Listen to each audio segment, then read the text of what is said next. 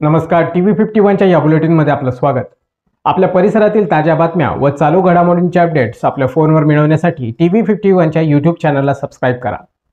बातम्यांचे नोटिफिकेशन्स मिळवण्यासाठी बेल आयकॉनवर क्लिक करायला विसरू नका। वळूयात मुख्य बातम्यांकडे।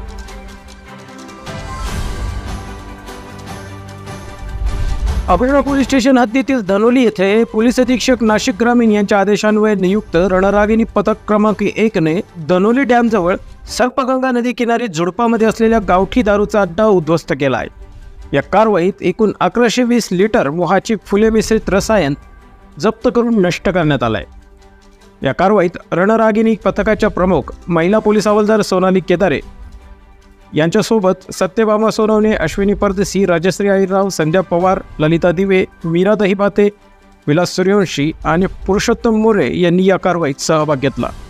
महिला पोलीस नाईक ललिता दिवे यांच्या फिर्यादीवरून अबोना पोलीस स्टेशनला आरोपी महिला पमा सुकर पवार हिच्या विरुद्ध गुन्हा दाखल करण्यात आला आहे। या कारवाईमुळे गावठी दारूच्या विक्रीवर आळा बसण्यास मदत होईल अशी अपेक्षा केली जात आहे।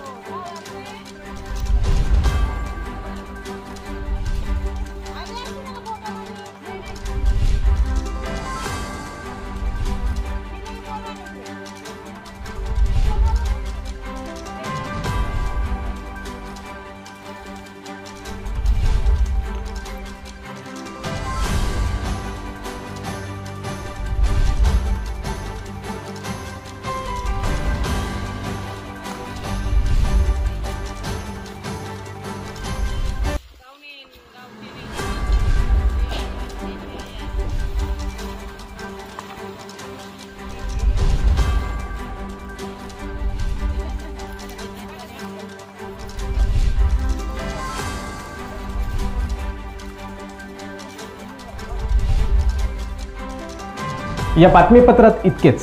पुन्हा भेटूया पुढील बातमीपत्रात। तोपर्यंत जय हिंद।